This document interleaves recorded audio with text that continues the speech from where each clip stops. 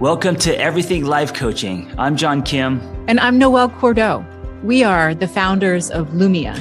And we're super passionate about all things coaching, and we want to share what we've learned from over a decade of coaching and training thousands of life coaches. Let's dive into the science and magic of coaching. Hi, on this episode, we're going to talk about how to talk to people with different ideas, which is very common today. Noelle, good morning. Hello. Should I stop saying good morning? Well, we do this in the morning. Yeah, I know, but I wonder if people are like, why does he say good morning every time they do that episode? But let it be known that we record our podcasts in the morning. It also, if I don't say that, it's just weird. Hello, Noelle, and it just I feel like I have to say something, Hello, John. Hello. We can work on this. Let's surprise me next time. Say good evening and just really, switch it up. I'm going to switch it up, definitely. So this topic is it's a little obtuse, it's a little abstract. It's layered, right? Yeah. But it's also just telling of the current times. It is. And I want to break down the sources for this, where this concept came from. It came from two different places. I'd say like mid 2020, I was poking around the world of positive psychology research, as I do. And there's a gentleman named Todd Kashdan. And he's one of the folks who graduated from the Masters of Applied Positive Psychology program over at Penn.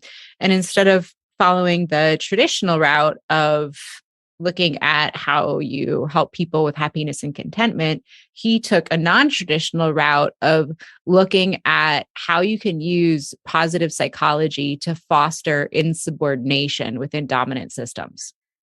What does that mean in English? How to share new ideas with people and groups who are entrenched in a way of thinking and disagree with you. Yes. You know what's funny is in our last episode, we were talking about the Instagram change and how the world is going crazy because of it. That's an example of the CEO of Instagram sharing his ideas and then getting crazy pushback. Crazy pushback, right? Yeah.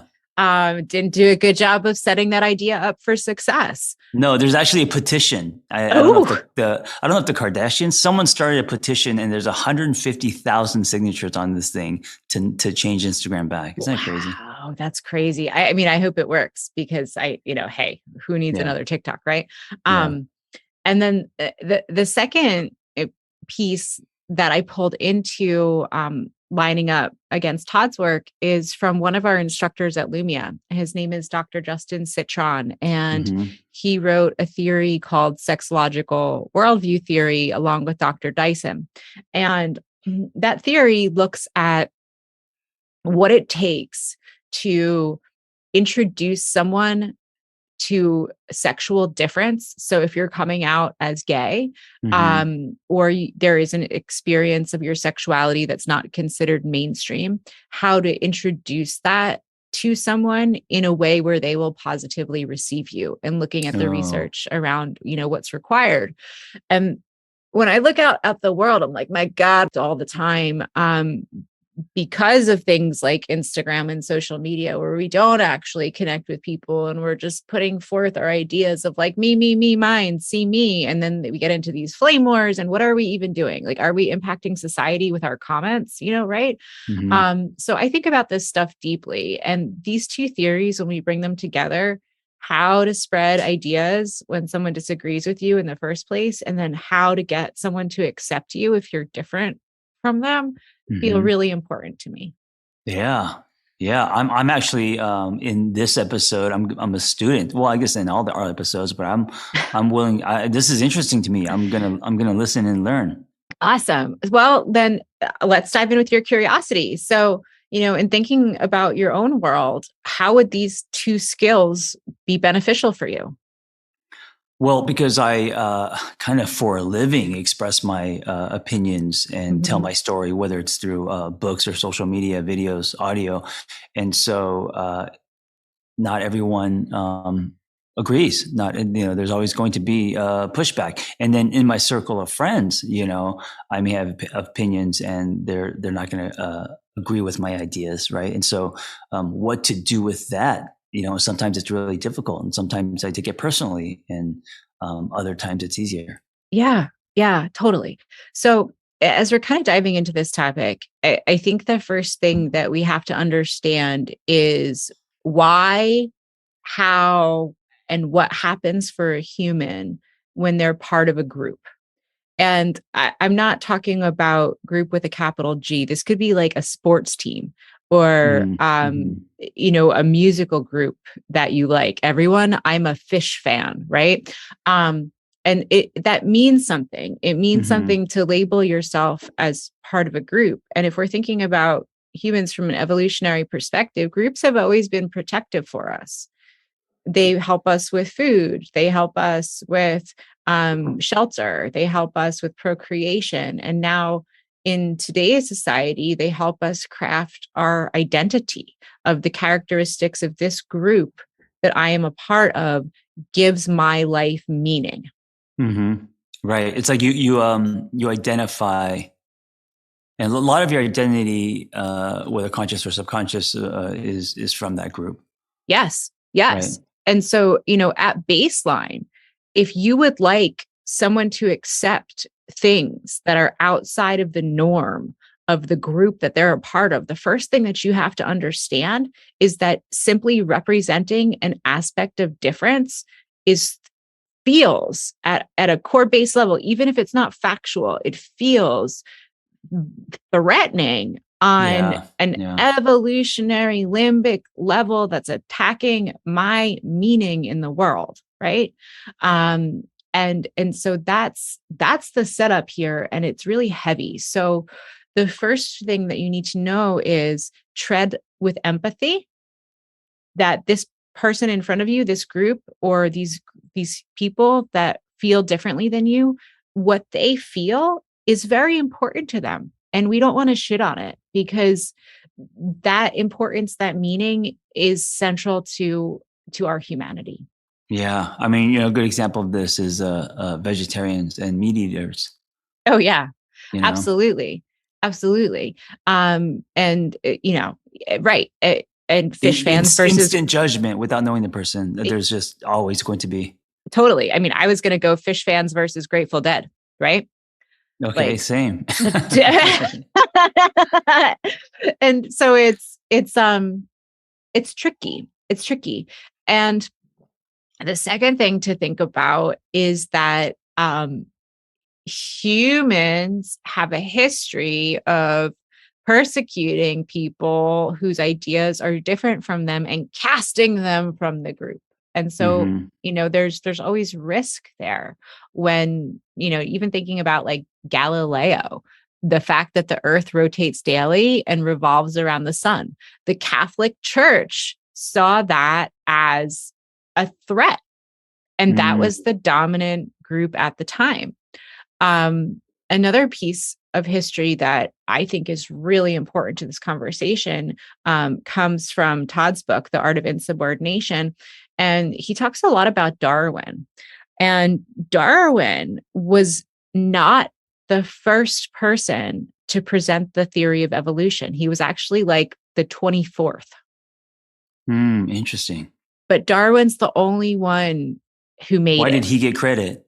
Well, he had a PR team, and Oh, he interesting. was able to effectively communicate his ideas. So if we're unpacking, what Darwin did differently, really specifically, it starts with the way he presented his ideas in his book. He used a lot of illustrations, and he used a lot of language that invited the audience in. He would say things like, you might notice that the tadpole's tail XYZ, along with an illustration. So Darwin was not taking a position of, I know something that you don't. Darwin was taking a position of, I'd like to invite my audience to use their own power of observation to draw conclusions from themselves about the information that I'm presenting. And that setup is the winning setup. Yeah. So it's almost like I'll let you decide. Exactly. It's almost like instead of me telling you what is true or what you should believe. Yep. Is I'm going to serve this up on a platter. Well, that's the way you get the most buy-in anyway. Absolutely. Absolutely. Absolutely. Just the fundamental thing that we teach as coaches is I'm not going to tell you what to do. I'm going to help you come up with your own truths and revelations. Yes. Yes. So now let's pull in sexological worldview theory to talk about how we do this tactically on a day in and day out basis. And it's something that you're going to be infinitely familiar with. It's personal storytelling. In order to gain acceptance from a human who views something about you as threatening, the number one thing that you can do is to humanize yourself and show commonality with that person, right?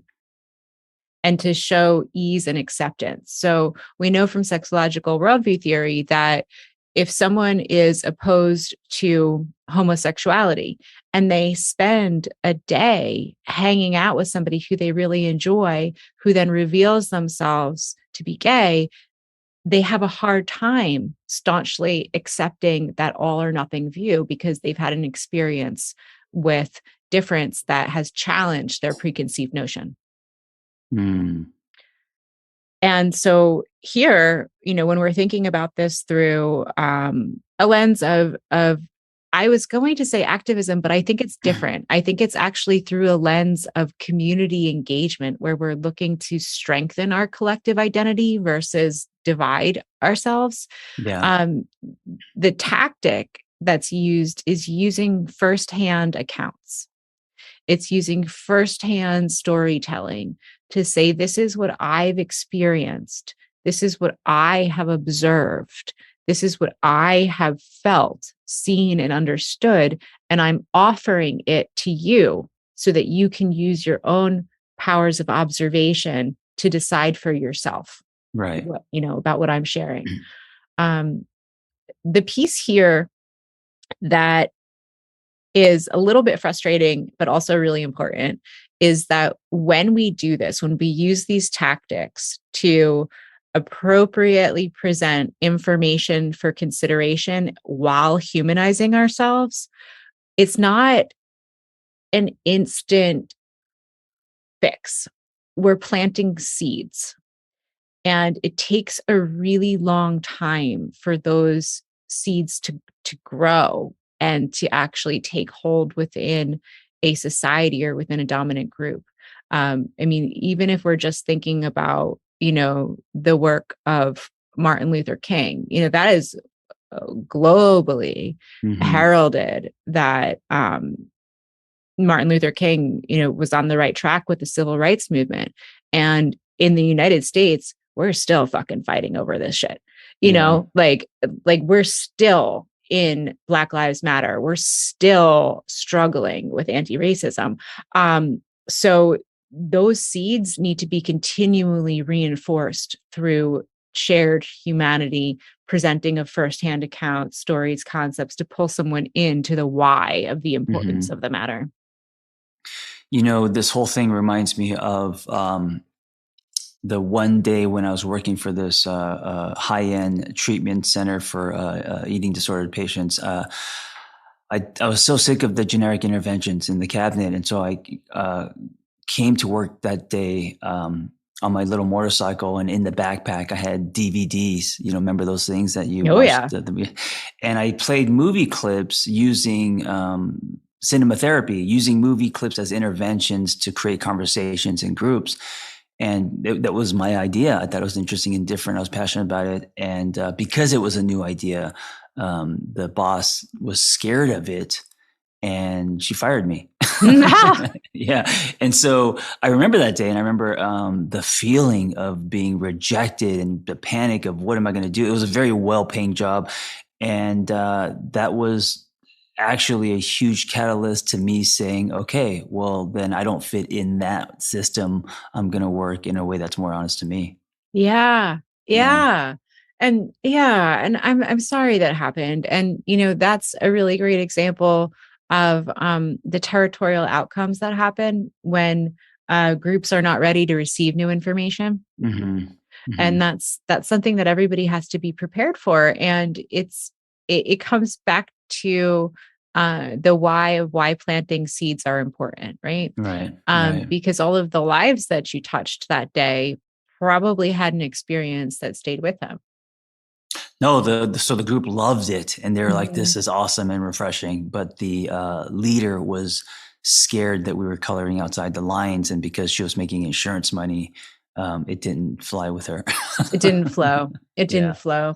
yeah. Well, I mean, I think that brings us to a great point of what do you do when you yourself are Hmm. confronted with somebody that you're like, whoa, like we see things totally differently Yeah, because we get triggered ourselves. yeah. You'll see Um, it on your comment threads. oh yeah. Oh, Yeah, I don't read the comments. right. That would kill my soul. Yeah.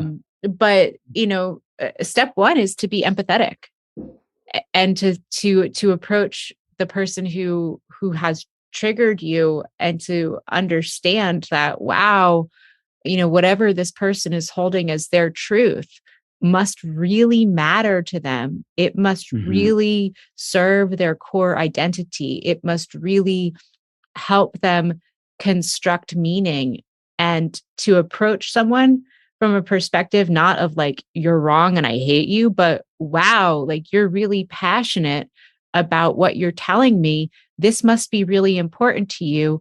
Let me listen to you to learn about it because I care that you're so passionate about whatever it is. So that is interesting because that puts weight on the human, not the idea. Yes. Yes, absolutely. That your sexological worldview theory, you're anchoring in humanity. Wow, human with a different view. That view feels really important to you. I don't have a lot of Hmm. time that I get to spend with folks who share that view. I'm curious about it. I want to learn about it. I want to learn about what makes it important to you in your life. Hmm. And that changes the dynamic rapidly, Yeah, of course, rapidly of course. because I we're mean, I not. mean, going back to the meat versus vegetarian, I notice this a lot just because I do a lot of fitness. If we were coming at it like what you're talking about, if people were more curious instead of instantly judging, but why is your diet all vegetables, or why is your diet, why do you eat meat, and it's coming from a genuinely curious place, those two people can actually become friendly and have a bond over that conversation because of their humanness, not because of their diet. Yes. Yes. And then the next step is to establish common bonds of, Hmm. okay, well, we might have very different views on whether or not it's okay to eat meat, but surely there are other things that you and I can connect on, Right, right, and to right. actually take the time to do that digging and Yes, find out, what it is that does connect you so that you're not just sitting there with complete difference, that you're right. building a bridge to it. And that takes humility. It takes kindness. It takes patience. It takes Courage. courage, hanging up your own ego at the door and Yeah. knowing that like you're doing this for a reason. And then once you get there, the next thing to do, especially if you're going to try to plant your seed, which is a timing choice, right? It's to point out the cost of inaction and to Mhm. really know your history. So for me, when folks talk to me about a vegetarian diet or a vegan diet, one of the most compelling aspects of the argument is the environmental cost. Right. And that has caused me to change the way that I eat and the way that I approach meat consumption Sure. from a position that I had never considered before because I care about the environment. Yeah. And so somebody taking the time to say, oh, we both care about the environment. Cool. Let's go here with it. And here's the other thing. It doesn't have to be all or nothing. So maybe the answer is instead of eating meat every day, I'll eat it once or twice a week because I really care about the environment. And there's a lot of overlap where then you guys have things in common and there isn't, a sword fight. Exactly.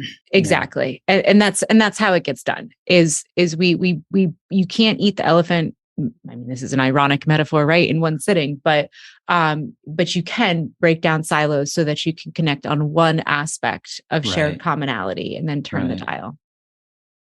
I've had friends because, as you know, I'm a bit of a mad scientist, and I have way more ideas than I could ever execute, and a lot of them don't make sense, and they're a little off center. And so, with my close friends, I'm running ideas by them, and they're friends that are always like curious, accepting, even if they think the idea is ridiculous. Supportive because they care about me and they're trying to champion my spirit. There's those friends. And then there's other friends that are like, that's the stupidest thing I ever heard. Why would you do that? Don't waste your time. What do you do? That kind of stuff.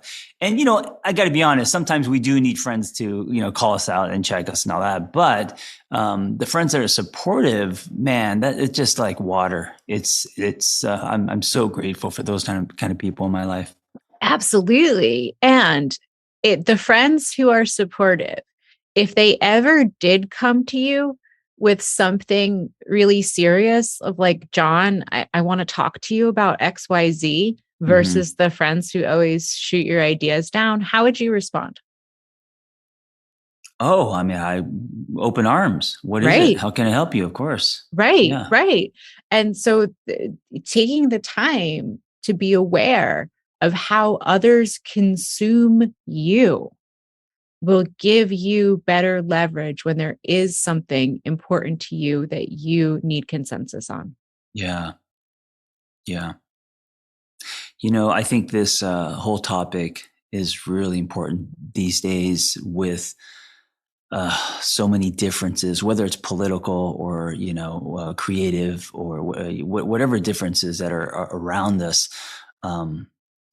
Just to be more open and be less judgmental and be curious. It would just definitely, I think the world needs that. I think it's protein right now. It is. And I mean, you just listed all the hallmarks of a coaching conversation, open, curious, non-judgmental. So, the theories, books, and tactics that we're discussing are the research foundations of coaching. We're just packaging it in a way that folks can understand it for really specific issues. And finding commonality through coaching interventions has kind of like low key become my new mission in life. Yeah.